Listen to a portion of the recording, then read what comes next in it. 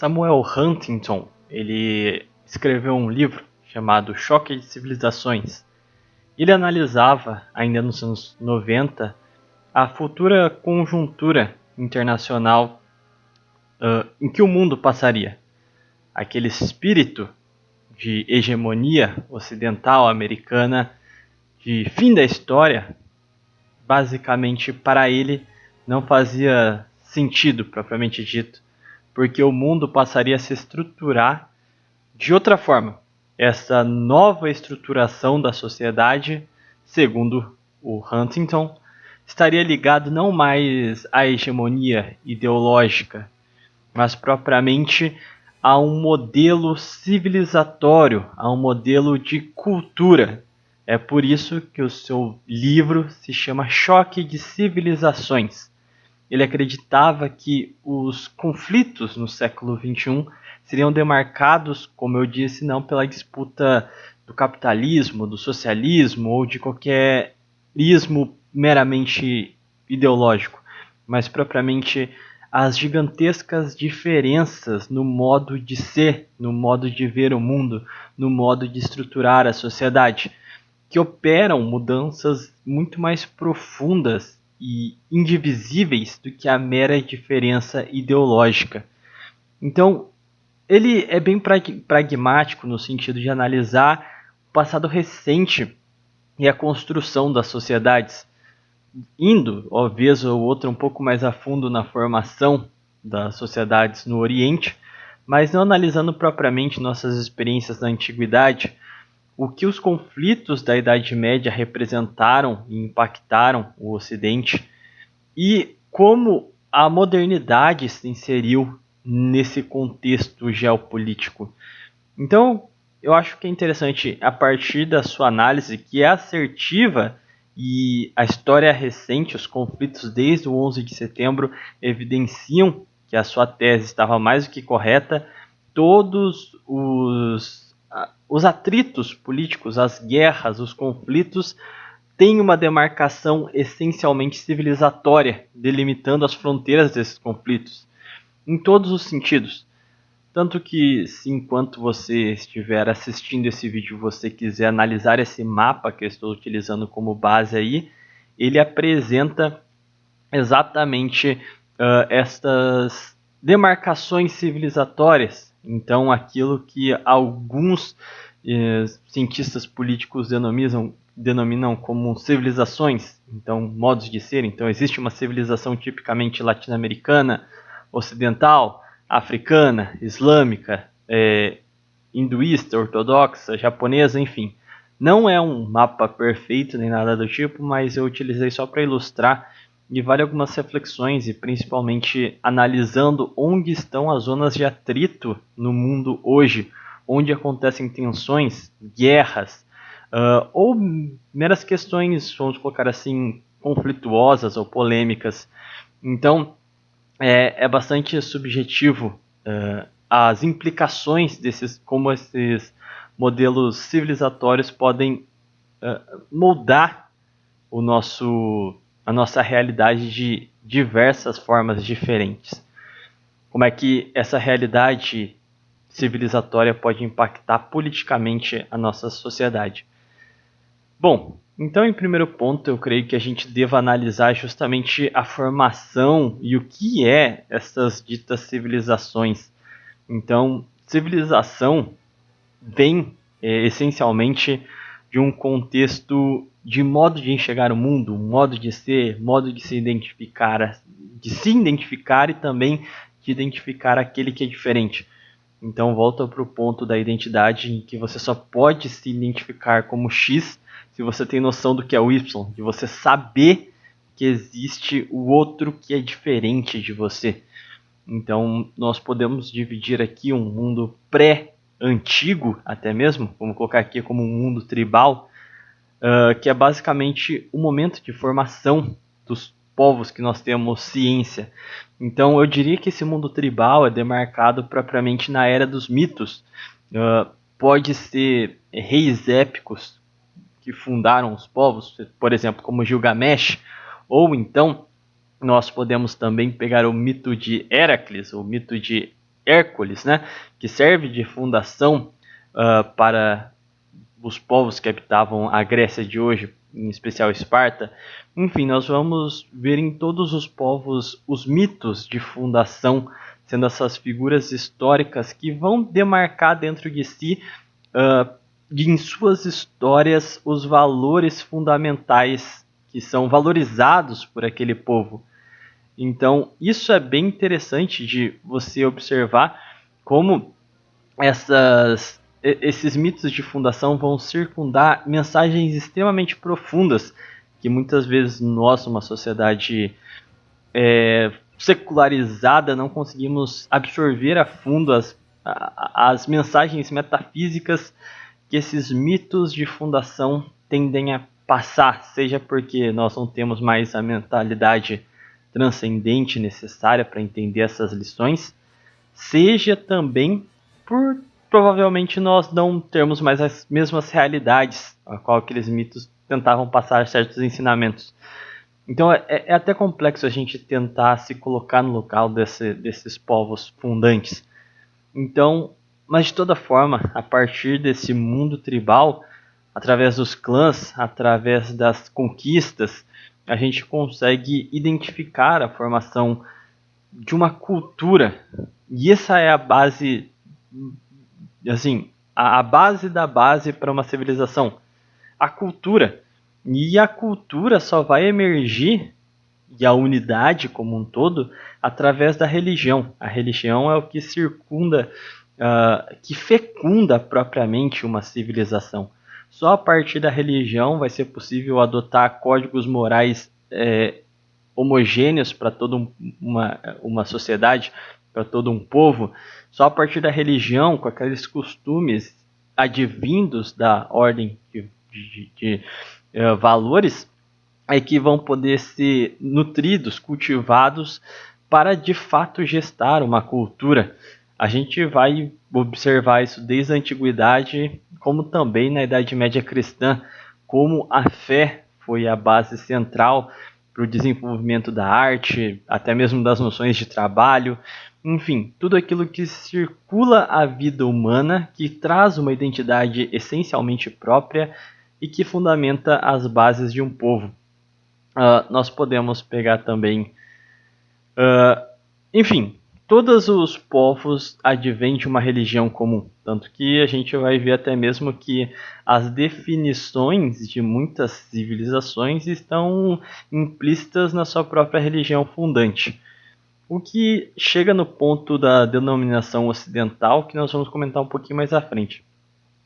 Mas a formação desse mundo tradicional vai advir do mundo tribal, então só a partir da tribo, da noção de nós, essa noção do coletivo como um corpo único, onde cada um desempenha uma função, mas todos em harmonia, com diversos valores e modos de ser, modos de se identificar, é que é possível ter a formação de uma estrutura civilizatória de fato tradicional.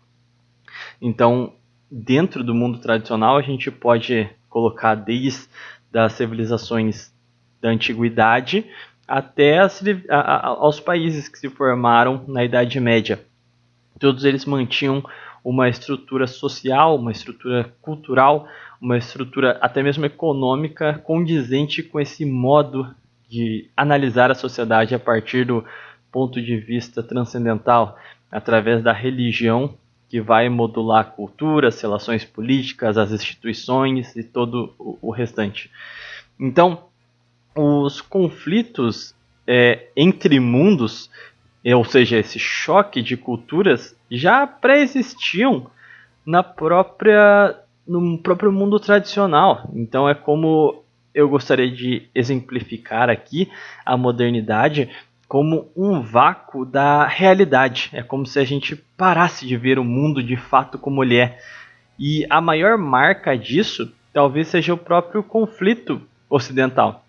Ou seja, quando a gente começa a lembrar do islamismo, a gente começa a ter essa ojeriza com o que a gente identifica como Oriente místico, oculto, diferente, com valores morais totalmente estranhos a nós. Uma mentalidade de até mesmo fantasiar o inimigo oriental. Então isso é muito forte e muito comum, por exemplo, na Idade Média, o arcabouço para pintarmos um inimigo e as invasões árabes, as invasões islâmicas, todo o arcabouço imaginário necessário para se fazer a reconquista, se fazer as cruzadas, enfim, toda essa questão como se o mundo ocidental fosse essencialmente um herói, detentor de valores comuns a qual nos definimos, e estando em atrito com uma civilização totalmente diferente. Então isso foi sempre presente ao longo da história. O momento em que isso se perde, talvez, não é que o retorno do choque de civilizações agora, na contemporaneidade, fosse algo estranho, algo novo. Pelo contrário, talvez a gente, quando entramos na modernidade, só tenhamos entrado num estado de exceção, num estado de infantilização do Ocidente, que acabou por contaminar todo o resto do mundo.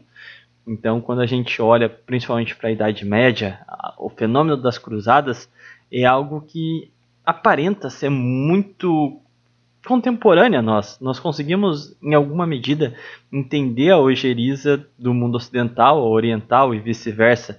E no Oriente isso ainda é mais forte, onde o levante contra a influência ocidental se deu em desdobramentos políticos bastante complexos, como o nacionalismo árabe, os grupos terroristas, enfim.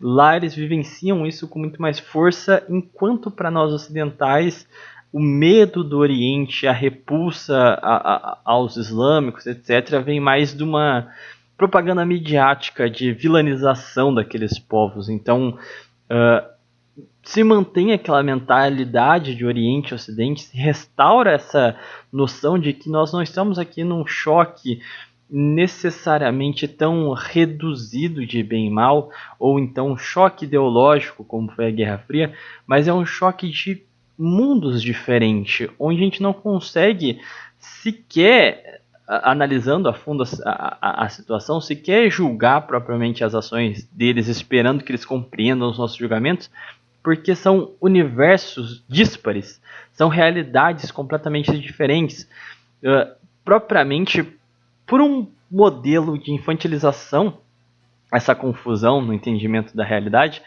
que nós acabamos nutrindo na ascensão da modernidade. Então, talvez fique mais fácil a gente ver isso se nós começarmos então a analisar a modernidade em si. Bom, quando a gente cria as cruzadas, a gente chega naquela altura da Idade Média, talvez ali tenha sido o próprio fim dela mesma, o momento que ela sai dela própria, mesmo que a gente vá ver outras culturas, outros grupos com certa propaganda ruim em torno delas, né? Nós temos que vencer os inimigos do Oriente, nós temos que dominá-los, nós temos que conquistar suas terras, etc. Na prática, muitos grupos foram para lá e traziam conhecimentos, modos de vida, etc., que contaminam a forma tradicional de se viver na Europa, por exemplo. Então, a despeito de qualquer propaganda que justificasse o conflito, a mera ida do homem do Ocidente para o Oriente já traz inúmeras consequências. Aliado a isso, era um momento de alvorecer da Idade Média em seu apogeu, então as grandes feiras medievais, os grandes centros urbanos, em que a gente já vê em diversos escritos de padres, de membros da igreja, preocupação com esses locais, porque a cultura tradicional ela se mantém muito no campo, onde o homem está ligado com a realidade, ele não está preso ao microcosmo isolado do mundo real, que é a cidade. Na cidade você não tem a sua sobrevivência propriamente dita, você não tem que cultivar, você não tem que caçar, você tem que simplesmente trabalhar com um ofício completamente diferente daquelas aquelas pequenas comunidades, assim, da vida rural em si. Os trabalhos a serem desempenhados são diferentes, as métricas deste trabalho acabam sendo diferentes, as suas metodologias, os seus modos. Então, toda essa diferença em se viver num ambiente artificial dificulta também a propagação da fé, a manutenção da tradição e a manutenção de costumes, porque com o novo ambiente os costumes vão se alterar ao ambiente. Então as cidades se apresentam na Idade Média mesmo, no período das Cruzadas, com um problema em si, onde um antro pecaminoso, um antro onde as vaidades, o carnalismo pode viver e a igreja não consegue ser tão eficiente para manter um controle nessas regiões. Então, aliado a isso, vão ter os homens que vão ao combate no Oriente e depois vai ter as rotas comerciais para o Oriente. Todos esses homens vão e retornam com conhecimentos, descobrindo novas formas de fazer comércio, novas formas de guerrear, novas formas de pensamento político, pensamento religioso, e tudo isso começa a contaminar o Ocidente. E se a gente para pensar um pouco, contamina também a forma como ele encara o diferente. Ele absorve conhecimentos daqueles povos diversos, mas ele vai absorver o conhecimento sem conquistá-los propriamente. Não vai ser o fenômeno da helenização daquelas culturas, como sei lá, o Império Romano fazia, como Alexandre o Grande fazia. Vai ser a absorção e a mentalidade de que se pode equiparar essas civilizações. Essa vai ser a base da modernidade. Vai ser a equiparação e o abandono da sua identidade, do seu grupo, da sua tribo. Vai ser o desligamento completo. Então, se a realidade da cidade em si é um ambiente artificial e permite adentrar órgãos e vírus propriamente na sociedade que vão contaminar o corpo inteiro dela, quando a gente chega na modernidade, a gente vai começar a ter a autoproclamação dos poderes dos estados nacionais, o poder temporal querendo roubar as funções e a legitimidade do poder espiritual da igreja. Quando a gente começa a ver essa ascensão do secularismo, ainda no século XII, por exemplo, ali já é o começo do apodrecimento num artificialismo não mais só como no campo das cidades, mas um artificialismo na forma de enxergar o mundo, se afastar da realidade a tal modo em que o Ocidente, ou melhor dizendo, a Europa,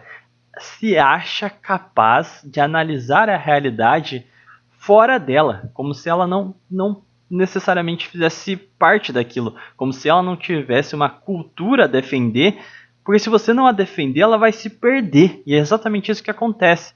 Ela, numa síndrome de gigantismo, acha que chegou no ápice da civilização, que pode ir absorvendo as demais sem tomar cuidado, sem ter barreiras, acha que pode deformá-las e que todos estão a um grau evolutivo menor. Ou seja, se você a secularizar, se você apresentar a elas a ciência e os demais desdobramentos que a secularização vai trazer, todas elas vão caminhar numa espécie de perennialismo a esse modelo comum, a esse modelo secular, democrático e afins, que vai ser o século XX, basicamente, mas isso seria avançar um pouco com a história.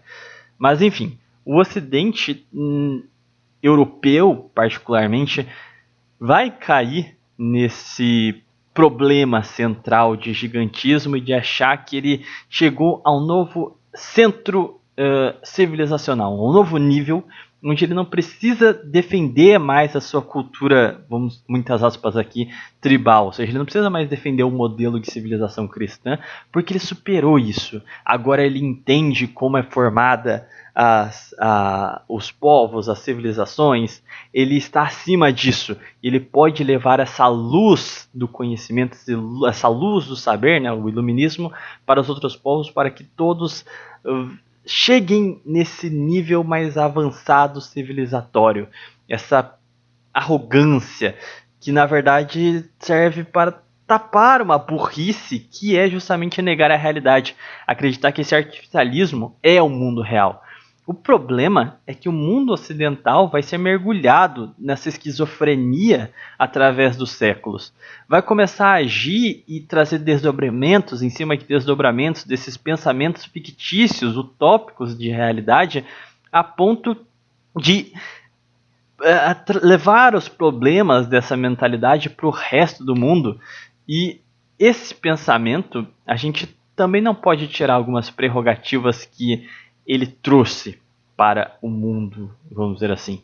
Ele trouxe, o Ocidente domina o mundo, inclusive outros países e civilizações de cultura tradicional, porque, querendo ou não, esse pensamento foi capaz de desenvolver, talvez de forma até maquiavélica, de forma maligna, muitas tecnologias, muitos processos tecnológicos a qual não se tinha antes desse pensamento. Então, eu não estou dizendo para a gente rejeitar a história, tentar passar uma borracha e retomar de onde a gente parou. Não! Isso vai ficar, o que eu estou querendo dizer aqui vai ficar mais evidente quando nós chegarmos no ponto da contemporaneidade. O que o século XXI guarda para nós nesse sentido. Então, fiquem com essa ideia guardada, um tiquinho, que daqui a pouco a gente vai voltar nela. Guardem que nós não devemos tentar rejeitar a realidade, tá bom? Fiquem com isso na cabeça. Prosseguindo então, essa secularização, a modernidade, trazendo o apodrecimento cultural, o apodrecimento moral, o apodrecimento do aparato civilizatório humano de até então, traz, querendo ou não, uma ultrapolitização da sociedade, uma politização fora dos eixos morais. Então a gente vai começar a ver guerras fratricidas, revoluções cada vez mais sangrentas, como não se via nos períodos da cristandade.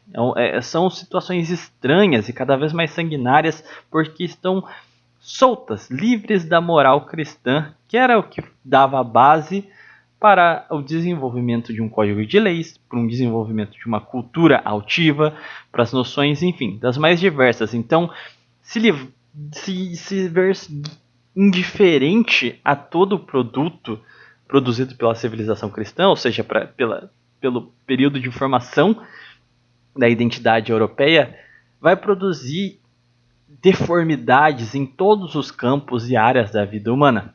Mas esse maquiavelismo, justamente esse descumprimento, essa noção de pode tudo e vale tudo pelo poder, também serve para desenvolver a ciência de forma herética, e que pode trazer avanços tecnológicos mesmo. Avanços tecnológicos também para o mal, desenvolvimento de armas bizonhas, enfim, novas táticas de guerra, novas formas de guerrear, longe da guerra justa, longe de princípios morais comuns, longe de tudo. Agora o vale tudo está instaurado. Então, o mundo ocidental aprende o comércio longe da moral cristã, longe da moral católica. É o momento de grande ascensão. A tecnologia vai levar as grandes navegações, as embarcações, as noções de comércio cada vez mais judaizadas vão começar a tomar conta do mundo ocidental, que por sua vez também vai contaminar todo o mundo oriental, o mundo africano, vai dar as bases para do continente sul-americano já sendo inserido, o continente americano, perdão, como um todo já sendo inserido no mundo que já está bebendo dessas fontes. Então,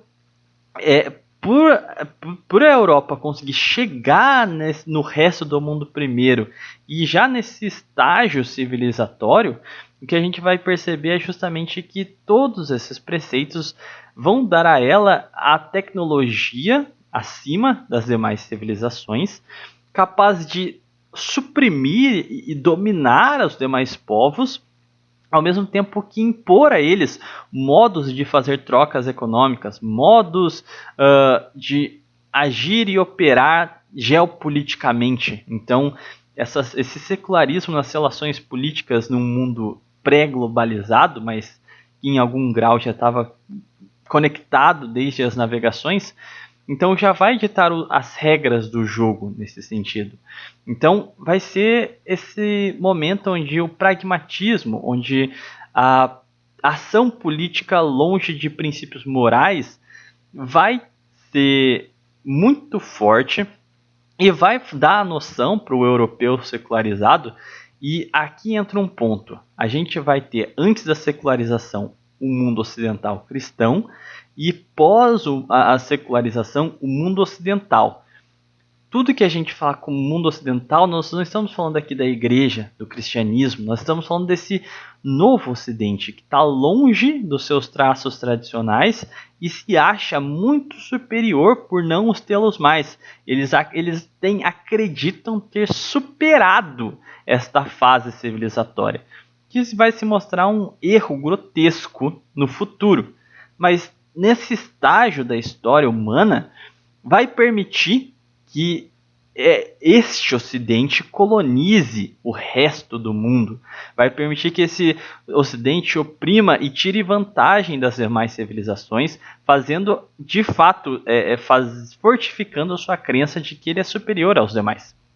Então, o que a gente pode observar aqui é a total confiança de que eles são o futuro, graças a essa secularização, esse desprendimento com sua cultura tradicional, que na visão da época levou ao avanço da humanidade, avanço tecnológico, uma moral mais evoluída, mais moderna, iluminada e afins. Então, nesse processo todo, a gente vai perder também o espírito de comunidade, de fraternidade entre os países, inclusive cristãos, onde eles vão se rachar em N e inúmeros conflitos, que já existiam, sim, desde a Idade Média. Os reinos guerreavam entre si, desde as invasões germânicas e a fixação das novas monarquias, mas essa disputa pelo poder operava segundo uma cosmovisão diferente, sobre princípios diferentes, sobre noções tribais. Agora seriam noções modernas, seculares, o poder pelo poder. E o que levaria a, se o início da Renascença, se o advento do iluminismo tinha essa ideia de universalidade da moral, universalidade de valores, universalidade de avanço, essa espécie de perennialismo macabro, onde as civilizações têm um ciclo evolutivo já determinado, onde o mais elevado é essa secularização e essa ideia de ideologia humana global, esse espírito comum de todos os humanos, essa fraternidade iluminista, né?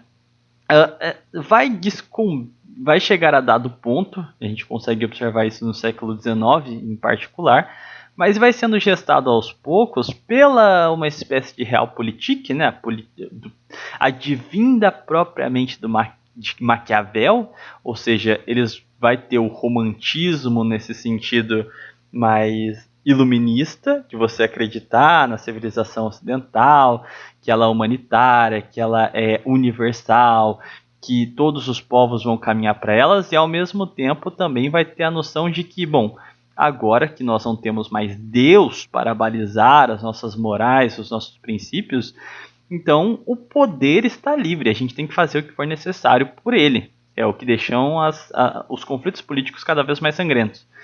Mas, vindo dessa segunda linha de pensamento, pensando mais nos interesses nacionais, vai começar a ser gestado o nacionalismo. O nacionalismo em primeira onda, o nacionalismo secular, que vai conceber, por exemplo, o Império Alemão, a Terceira República Francesa, enfim, vai ser uma onda muito forte, porque a Europa vai virar um barril de pólvora.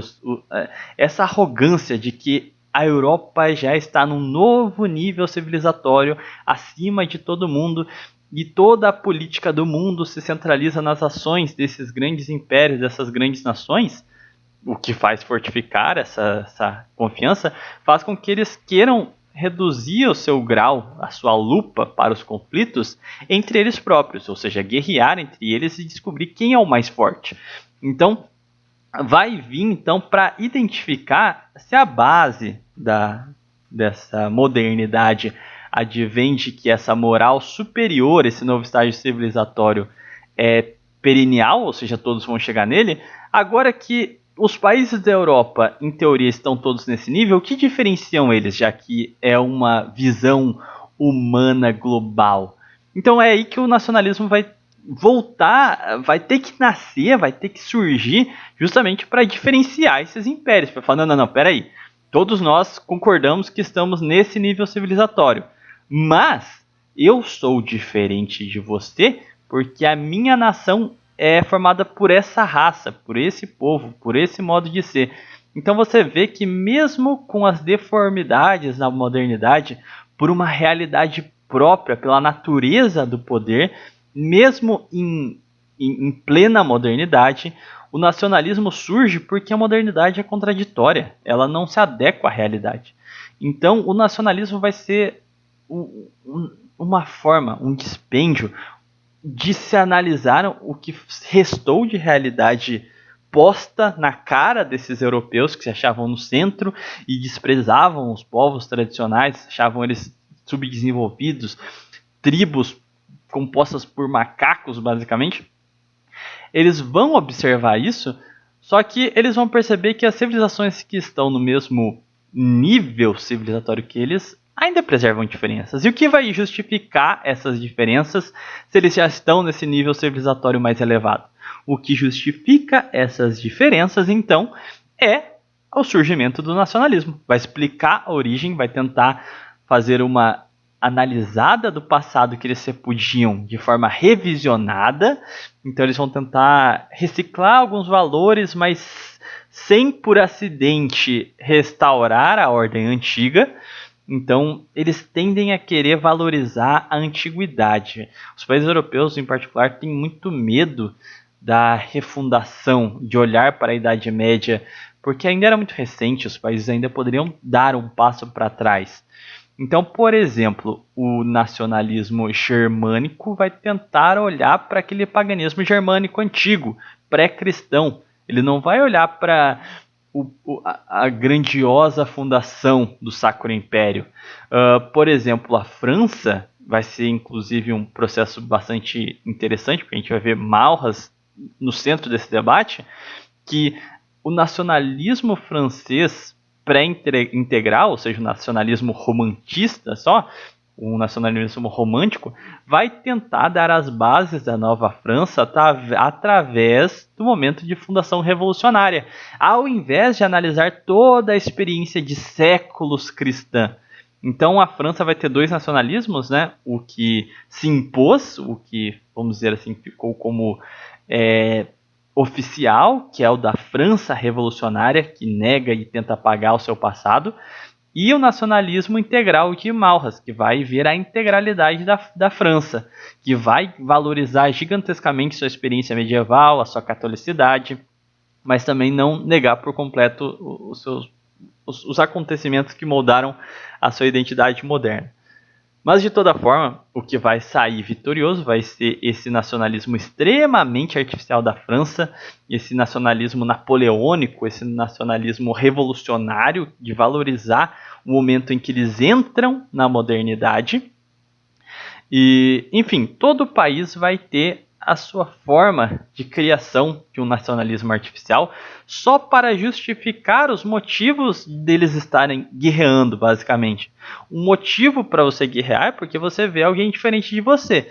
E aí a gente volta naquela contradição. Isso só surge por quê? Porque não se sustenta a mentalidade moderna. Não se sustenta junto com o conflito. Se eles realmente tivessem chegado num nível civilizacional acima, onde eles descobriram e chegaram no ápice de uma ideologia humanista, de um mundo que todos respeitam uma moral comum, universal, globalizante, etc., eles não teriam conflito entre eles, já que eles estão todos nesse nível. Então, o nacionalismo é, querendo ou não, um reflexo dos problemas da modernidade. E ele não é bom em si. Esse nacionalismo secular, ele é um sintoma da doença central. Fato é que os conflitos entre os países que vão querer manter o legado do iluminismo e aqueles que vão querer rumar para aprofundar cada vez mais o seu nacionalismo e propriamente vai começar a ter um dispêndio entre os países que vão rumar até determinado nível revolucionário e outros que vão querer progredir ainda mais com a revolução. Então a Primeira Guerra ela demarca o conflito dessas duas linhas justamente porque são os impérios centrais contra os demais países, os aliados, né? Então são os países que vão figurar como os vencedores, lógicos, né? De braços abertos a aprofundar cada vez mais em reflexões, em cima de reflexões de pós-modernismos, dentro daquela mentalidade humanista, aquela mentalidade iluminista. Enquanto os pensamentos que tinham adentrado a modernidade, mas fomentado o nacionalismo, como a Alemanha em maior expressão, ela vai começar a admitir as bases, por exemplo, do Estado Nacional, ela não vai retomar a mentalidade de legitimidade da igreja, mas eles vão criar um reacionarismo próprio, ou seja, eles vão querer frear ali. Eles não vão querer, por exemplo, o Império Alemão não abole a mentalidade monárquica, monárquica da sociedade. A França, sim. Ela acha que a monarquia é uma aberração em si.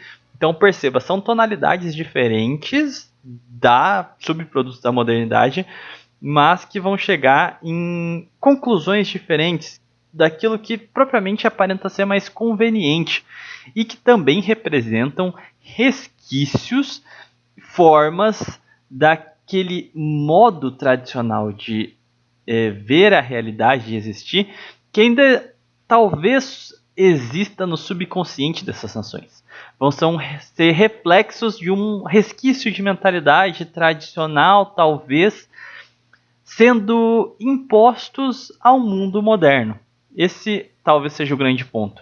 Todos esses mini reacionarismos, essas antíteses e sínteses que a gente vai vendo, que são produtos de uma modernidade em comum, vão ser todos quase que sempre advindos justamente desses resquícios tradicionais que ainda se mantiveram na sociedade, mas que não estão em sua plenitude, ou seja, também não podem ser considerados movimentos tradicionalistas ou qualquer coisa do tipo, porque não o são, ainda absorvem todo o contexto moderno a qual eles estão expostos.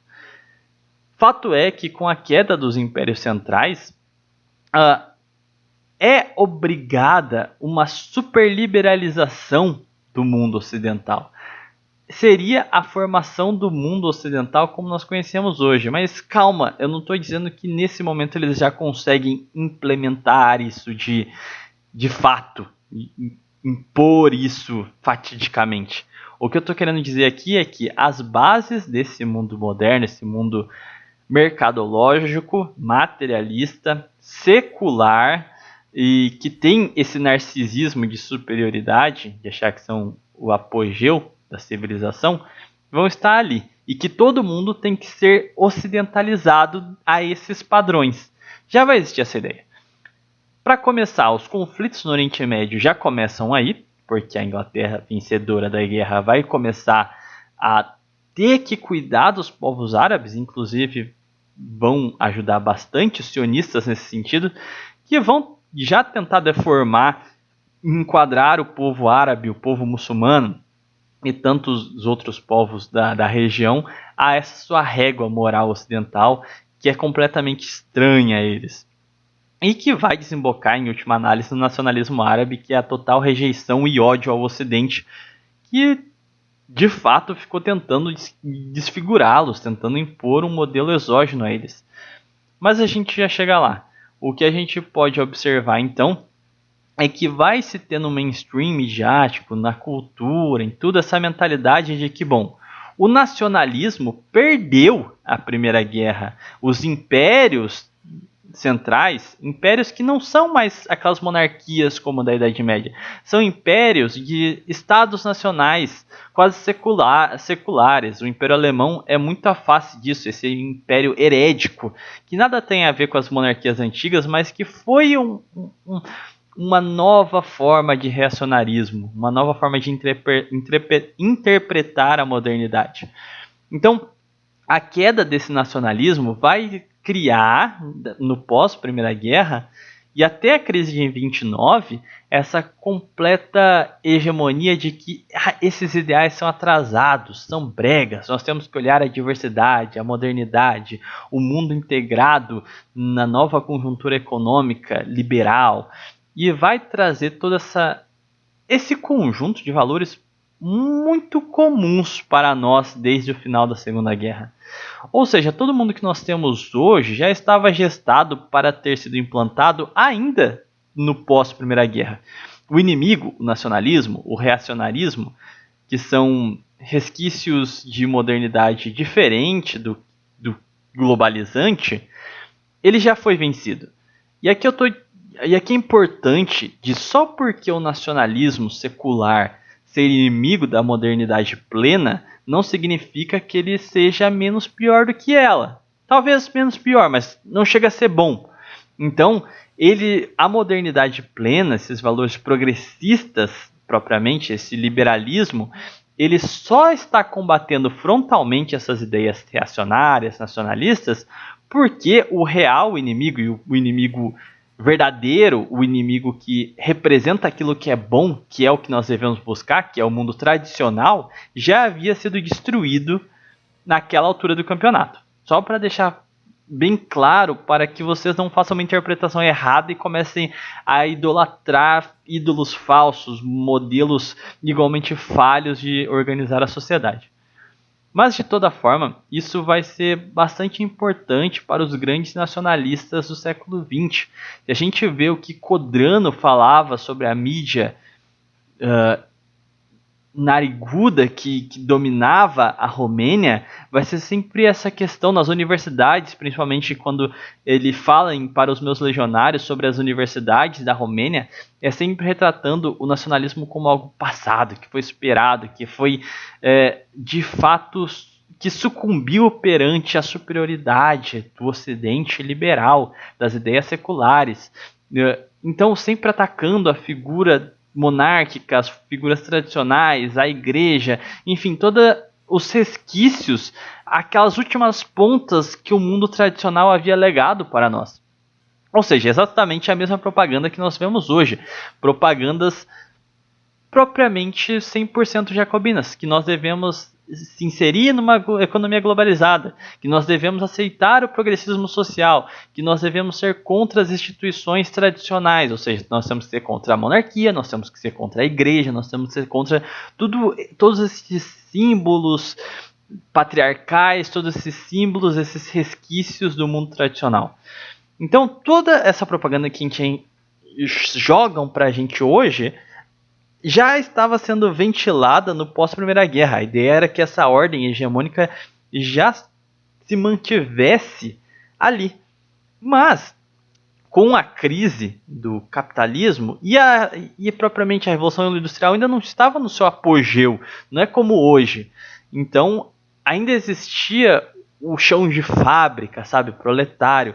Então, algumas coisas aconteceram que quebraram a hegemonia só liberal. A Revolução Russa, por exemplo, utilizou os trabalhadores germânicos e quis levar a revolução a um grau ainda maior de igualitarismo, que, querendo ou não, apesar de ser uma segunda linha da própria modernidade, ainda operou em algum grau como algo diferente do liberalismo, mesmo que sejam faces da mesma moeda. Mas já não representa mais uma hegemonia única, singular, que nem é hoje. onde de um lado a gente tem progressistas que defendem o progresso social, progresso, muitas aspas aqui, a degeneração social e o livre comércio globalizado, e do outro lado a gente tem liberais de direita que igualmente apoiam causas sociais e a economia globalizada, ou seja, só muda um pouco da tonalidade, da intensidade com que cada um dos lados defende essas duas pautas, mas os dois defendem a mesma coisa.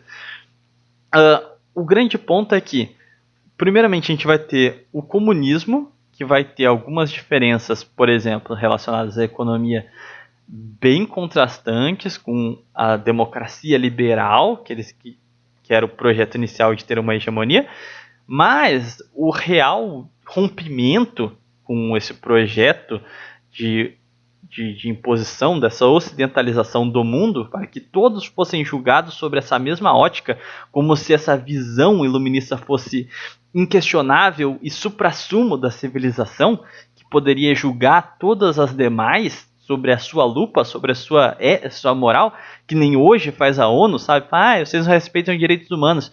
Mas por que um país no Oriente Médio tem que seguir a mesma lupa moral de que um monte de europeu secular? Não tem sentido isso. O grande ponto é, quem realmente quebra essa sucessiva padronização dos países, que já estava sendo ameaçada por um corpo ainda mais maléfico, que era o bolchevismo, que era o comunismo, que provavelmente tomaria a Europa inteira justamente porque o discurso liberal progressista é fraco, sucumbe contra aqueles que realmente têm poder real. Naquele caso, a grande ameaça era o comunismo, que era um pensamento revolucionário mais brutal, então era questão de tempo para que ele tomasse a Europa. O que surge para salvar o povo europeu, basicamente, é o fascismo. O fascismo surge na Romênia, com Codrano, que impede a anexação direta, ainda antes do pré-Segunda Guerra, da Romênia. Nós temos a Itália conseguindo se livrar tanto dos lacaios do sistema internacional, do capital internacional, que vendiam a Itália, como também não deixar que ela sucumbisse numa revolução comunista, graças ao fascismo, que trazia uma doutrina que superava essas divisões de capital e proletário. Na Alemanha vai ter aquele sujeito que vai impedir que, por exemplo, movimentos comunistas e anarquistas que já estavam muito bem articulados desde antes do final da Primeira Guerra realmente conseguissem tomar o poder, porque até então a República de Weimar era uma república liberal, mas não demorava para que aquele liberalismo se transmutasse em comunismo, visto que as autoridades políticas da Alemanha naquele período não faziam nada para reprimir os movimentos comunistas da época. E isso vai se replicar na Inglaterra mesmo. Bom, enfim, a gente vai se replicar esse movimento por todo o Ocidente. E o Ocidente só não cai porque o fascismo foi capaz de frear o comunismo. Porque o liberalismo nunca teria sido capaz. Ele, com seus discursos de respeito à liberdade individual, à liberdade de propagação política disso e daquilo, dá asas para que figuras e outras ideias realmente fortes possam se apoderar de suas instituições, enquanto eles não fazem nada para defender o seu povo e a sua cultura, porque ele próprio as destruiu. Ele simplesmente é como, principalmente nesse período da década de 20 e 30, parece ser apenas um cara que está guardando o banco para o comunismo. Fala, a gente está aqui, mas está só esperando os movimentos comunistas se articularem para terminar de, vamos colocar a cereja do bolo da modernidade, que é o próximo grau da revolução, passaria do liberalismo para o comunismo.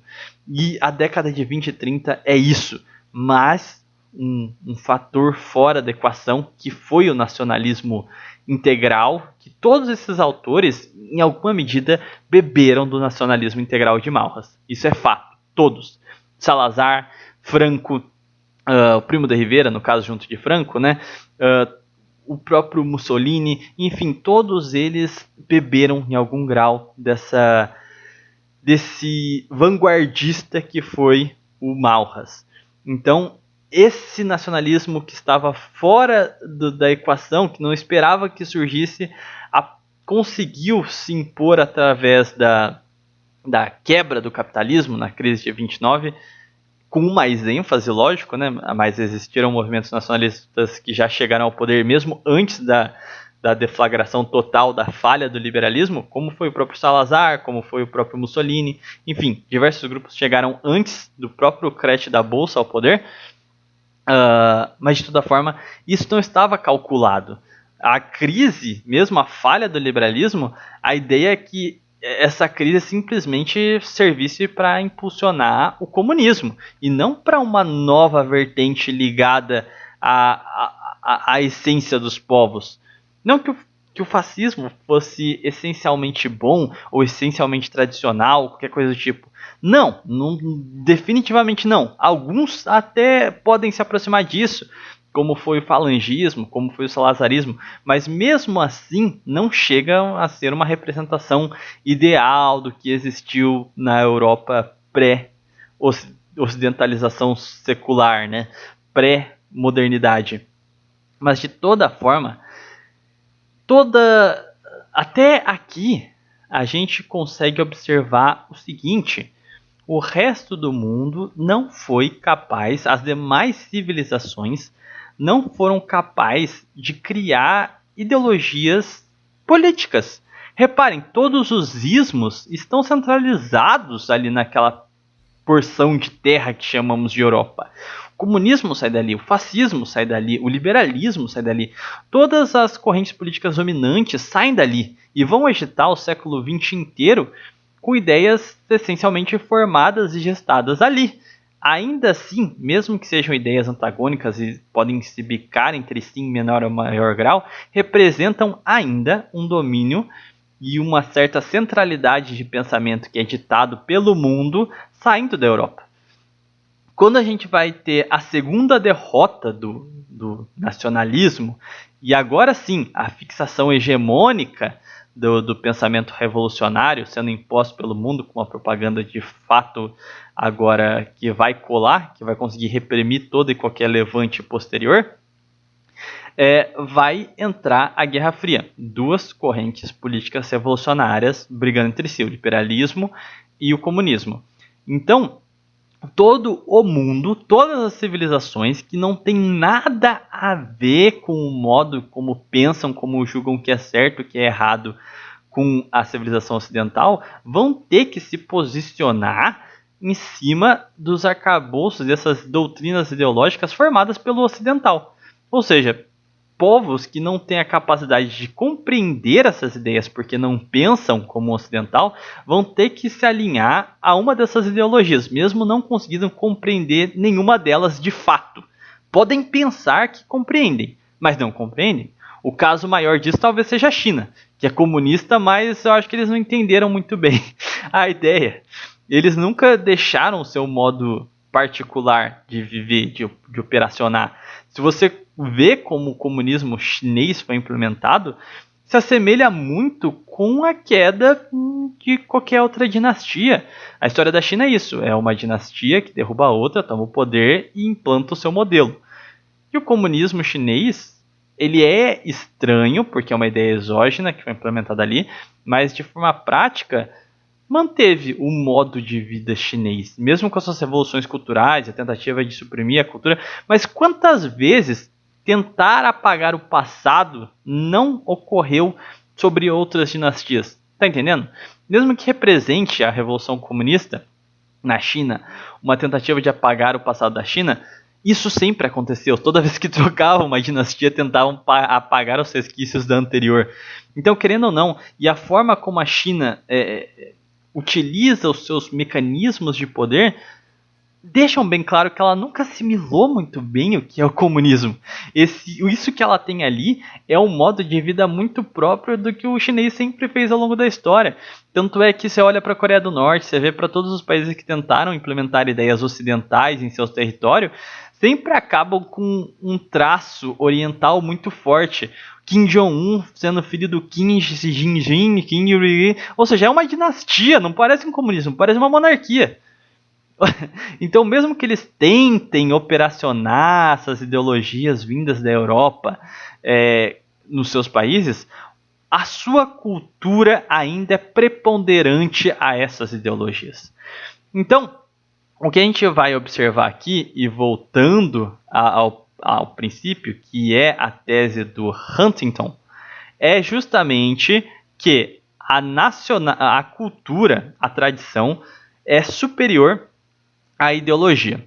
Então, o que a gente vai ver aqui? A Guerra Fria vai dividir o mundo em dois, e a pergunta que vai ser feita aos países, às nações, vai ser: você é o quê? Capitalista ou comunista? E por algum tempo o mundo vai cair na esquizofrenia, de fato, de acreditar que pertence de fato a algum desses dois blocos. Só estão dando duas opções, e você não tem muita oportunidade de colocar algo fora disso. Depois vai ter, claro, o surgimento dos países do terceiro mundo, né, essas coisas assim. São países que vão tentar se manter neutros nesse conflito, mas ainda assim não é algo tão expressivo assim, com o mesmo fervor. O mundo realmente vai ser engolido por essa polaridade, por essa dualidade. Então, sem ter a alternativa de ser algo fora disso, os países, mesmo não sendo nenhum dos dois, vão começar a dizer: não, eu estou alinhado com esse aqui, estou alinhado com aquele ali. Então, eles vão começar a cair nessa epifania, nessa esquizofrenia do Ocidente, de acreditar que são essas coisas, quando na verdade não são. Eles não estão operacionando, o seu modo de ser no dia a dia não estão alinhados com essas condutas ideológicas. Não tem nada a ver com o seu real modo de ser. Mas eles estão convencidos, é como se fosse um LARPing, como se fosse um cope, como diria a juventude, de acreditar que eles realmente são: eu sou capitalista, eu sou socialista. Só que o seu dia a dia, a forma como o poder está sendo exercido, a forma como a sociedade mostra reflexos a essas ideologias e esses modos de organização, mostram que eles não conseguem processar. Mostra que é quase como um transplante de cabeça, uma tentativa frustrada de replicar essas ideias em povos que não têm os pressupostos básicos a qual foram utilizados para essas ideologias serem gestadas no Ocidente, ou seja, na Europa. Tá entendendo? Então, o que a gente vai perceber logo ao fim da Guerra Fria é o quê? Um período de fermentação da guerra, do choque de culturas. A partir do momento em que não... Vamos lá, vai ter o pessoal que vai acreditar que é o fim da história. Pronto, temos uma hegemonia.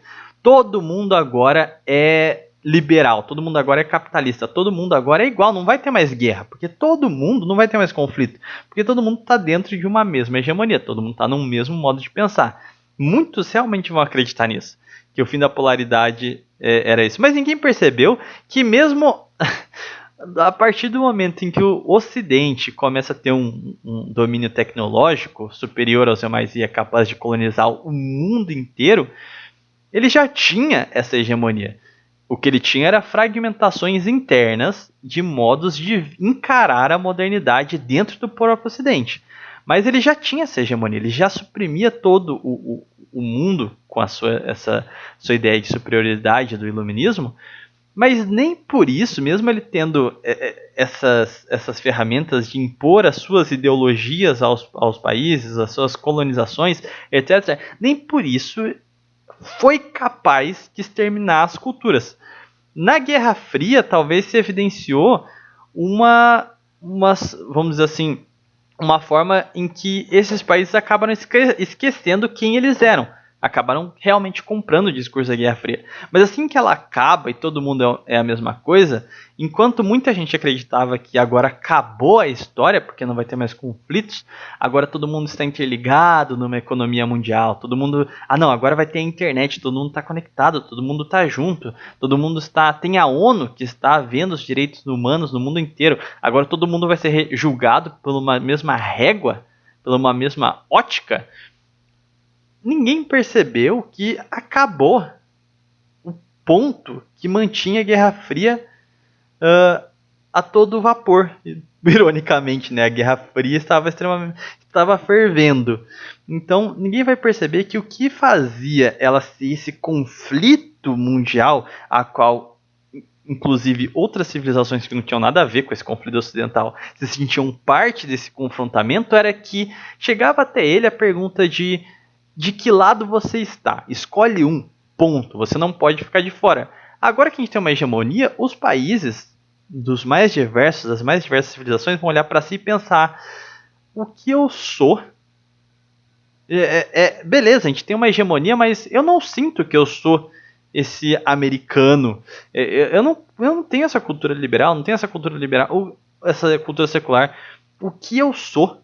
Então, os anos 90 vão servir para diversos povos, diversas civilizações começar a pensar: peraí, eu não sei mais o que eu sou, então deixa eu olhar para o meu passado, antes disso tudo começar, para lembrar a minha fé, para lembrar a minha cultura, para tentar me encontrar no mundo de volta. Então, quando a gente vai ter o Huntington falando que no século XX vai ser um choque de civilizações, as guerras, os conflitos vão circundar nesse atrito de visões de mundo diferente, é que com esse subterfúgio, essa fuga da realidade que tinha na Guerra Fria, onde os países tinham que se ver como parte e membros dessa guerra, sem isso, então ele vai voltar a olhar para ele mesmo e falar: tá, peraí.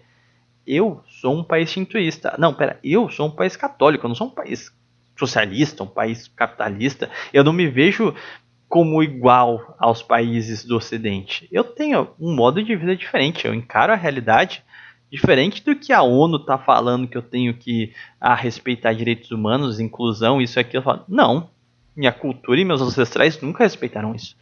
Então, nos anos 90, vai servir para começar a cair as fichas e as pessoas pensarem: peraí, essa hegemonia é falsa, essa hegemonia não existe de verdade. Eu só tinha esquecido de agir como eu realmente sou. Então eu vou resgatar isso. E o Ocidente vai... O choque de civilizações vai iniciar no seu ano 1 com o 11 de setembro, que é quando o nacionalismo árabe, o povo do Oriente Médio, vai começar a se dar conta que por algum tempo eles já percebiam, né, das interferências ocidentais ali, mas eles vão conseguir se organizar e gestar na contemporaneidade esse ódio ao Ocidente, essa defesa do seu modo de ser, essa defesa dos seus valores morais, essa defesa do que eles são. Então, a partir do 11 de setembro, que é um ataque em solo americano, o solo que está definindo a hegemonia do mundo, que está dizendo que todo mundo é igual, que todo mundo tem que seguir determinado ponto, deixa explícito para o resto do mundo que essa hegemonia toda aí não é incontestável. E olha só, quem fez o ataque não só provou que essa hegemonia não é incontestável, como existe um modo de vida completamente diferente e inimaginável lá no Oriente Médio. Então isso vai servir para diversos países, diversos povos começarem a perceber que não fazem parte dessa globalização, que não tem essa cultura globalizada, que essa mentira de que a nova sociedade, que todas as civilizações caminham perennialisticamente para um fim comum, que é essa sociedade moderna, é uma mentira. Então nós, para podermos nos diferenciar nessa crise de identidade, nessa crise de representação que a gente tem a partir do momento em que acaba a Guerra Fria, ou seja, aquele subterfúgio ideológico agora morre, tanto faz a sua ideologia, volta a se operar a uma escala mais profunda do poder e da sociedade, que é a cultura, que é a religião. Tanto que muitos vão ter vai criar-se um conflito que vai ficar muito grande no Ocidente, que vai provocar mudanças eleitorais e tudo mais, e que o Olavo de Carvalho vai ter preconizado aqui no Brasil, que é a tal da guerra cultural. Então vai ser o Ocidente já tendo micro expressões dentro de si de grupos querendo negar a cultura iluminista dentro dele próprio, ou seja, o Ocidente é o iluminismo. Dentro dele vai ter povos tentando retomar aquilo que existia antes dele, ou pelo menos tentando fazer essa oposição. A maior parte desses grupos anti-progressismo sequer realmente repudiam o iluminismo. Geralmente eles querem retroceder em alguns passos no processo revolucionário. Mas de toda forma, já mostra uma exaustão interna dentro do próprio Ocidente dessa dita hegemonia, desse dito perennialismo civilizatório, de um fim último da universalidade desse iluminismo. E se já está assim dentro do Ocidente, quem dirá fora dele? No mundo islâmico, no mundo árabe, já ficou bem claro que os seus modos de vida, seus modos de ser, ganharam expressão e são defendidos, e os conflitos ali não têm ideologia nenhuma, e é por isso que às vezes o Ocidente, ainda muito secular, não consegue entender o que é esse nacionalismo árabe, o que é essas posturas tradicionalistas do mundo árabe, porque ele ainda não conseguiu entender que a ideologia morreu, ideologia não existe, ideologia não importa. O resto do mundo, fora da influência ocidental, já entendeu que ideologia é só coping, é só distração. O que importa de fato é a sua civilização, é a sua cultura, a sua fé. Então, o mundo árabe não está se articulando se eu sou de direita ou sou de esquerda. Eu sou islâmico ou eu estou tentando destruir o meu povo? Então, ponto. É assim que vai operar aquelas disputas políticas internas ali. E o mundo islâmico, o mundo... dá até para a gente falar de mundo árabe. Já visto que, por exemplo, a Síria não é um governo islâmico propriamente dito, respeita inclusive árabes cristãos lá. Mas a gente vai perceber que existe um modo de civilização própria da região, e é isso que eles vão estar defendendo ali. E eles não vão ficar presos eu vou me mexer, não vou fazer tal ação porque ela é socialista. Eu não vou fazer tal ação porque ela é liberal. Isso não importa. Vai fazer o que for necessário, a ação que for precisa para defender a civilização. Então é o choque de civilizações por isso. E o primeiro conflito no século XXI já fica demarcado geograficamente no quê? Na civilização islâmica contra a civilização ocidental. Então já fica bem clara a tonalidade do que vai ser o século XXI. No ano 1, agora que a gente vai vendo passar a primeira década, segunda década, o que a gente vê hoje? A própria civilização shintoísta se organizando e contestando esses valores. Quando eu digo civilização shintoísta, eu estou me referindo à China. Aquela civilização, independente de ser um regime comunista, se ela voltasse à monarquia, enfim, não importa a posição ideológica dela, o fato é, a China como Estado, aquilo que se mantém, a cultura dela, já se impõe no cenário geopolítico internacional, contestando essa universalidade de valores como democracia, valores como, respeito à minoria, esse monte de valor ocidental que quer se impor perante a civilização deles. Fala, não, nós não somos isso, nós estamos contestando isso e a gente vai viver do nosso modo, pronto e acabou. O mesmo acontece na civilização ortodoxa, no mundo ortodoxo. E aqui não se fecha só a Rússia, entendeu? Então, mas com maior expressividade a Rússia, que agora está desafiando a OTAN, está desafiando a todo momento os Estados Unidos, a União Europeia, está se impondo e falando, olha, a gente não vai se ajoelhar para a democracia, para a inclusão de minoria, para isso e para aquilo, porque isso não é nossa cultura, isso não é nossa civilização. E exatamente onde termina a fronteira do mundo ortodoxo e inicia o mundo ocidental, está tendo o quê? Um conflito gigantesco. Então, mais do que um conflito político envolvendo aquela região, é um conflito, é um choque de civilizações. Se percebe isso? O que é interessante a gente pensar aqui se a gente for parar para ver, de fato, o mundo latino-americano, ele sofre muita influência do mundo ocidental. Às vezes, ele crê fazer parte do mundo ocidental, mas o mundo ocidental real, ou seja, América do Norte e Europa, rejeita a civilização latino-americana, vê o nosso povo como um povo, em desenvolvimento, um povo burro, um povo pobre, um povo a se desprezar, e percebe-se uma diferença gigantesca em conduta e assimilação de instituições, de valores entre o povo latino-americano e o povo ocidental. O povo latino-americano ainda preserva muito do tribalismo, da estrutura de clãs familiares, né, que se desdobra no nepotismo, por exemplo, presente em toda a América Latina, no patrimonialismo estrutural dentro desses governos, que representam a não assimilação destes sistemas de governos que são impostos pelo mundo ocidental a nós.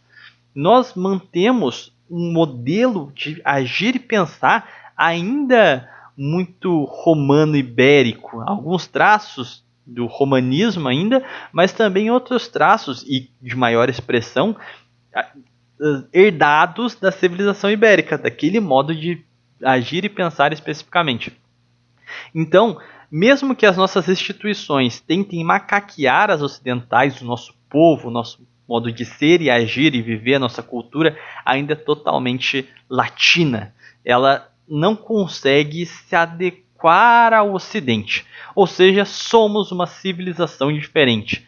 Do México até a ponta da América do Sul, nós somos uma outra civilização, um povo diferente. Então, o grande ponto é, em que momento, assim como fez o mundo árabe, assim como fez o mundo shintoísta, assim como fez o mundo ortodoxo, a gente vai admitir que nós não somos ocidente, que a gente não precisa de se ocidentalizar? Quando a gente vai admitir isso? Porque parece que é uma questão de tempo. Todo o resto do mundo, quanto mais o ocidente vai se demonstrando fraco, mais ele se sente livre de falar, realmente, eu não sou isso não. Eu também vou me juntar e tentar montar o meu modo civilizatório próprio. Em que momento a gente vai conseguir criar uma unidade na região e nos nossos povos irmãos para criar esse sentimento ibericista? Quando a gente vai parar de tentar se enganar usando aqueles velhos subterfúgios do século XX, subterfúgios ideológicos para se distanciar dos Estados Unidos e da Europa, e começar de fato a utilizar a realidade em vez de subterfúgio. A realidade de que nós somos um povo ibérico, que nós somos um continente, uma civilização católica, que nós devemos retomar esses valores e não valores estrangeiros. Me parece que é uma questão de tempo. Talvez a gente precise só de mais tempo, mas ainda é uma questão de tempo. Nós só precisamos de tempo para que esse levante seja perceptivo e nós precisamos atuar politicamente para que esse despertar ocorra. Bom, o choque é de civilizações.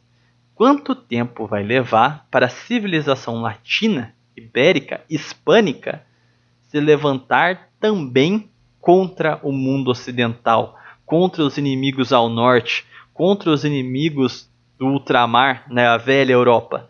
Quanto tempo leva para que nós nos tornemos também uma civilização que volte a ser respeitada?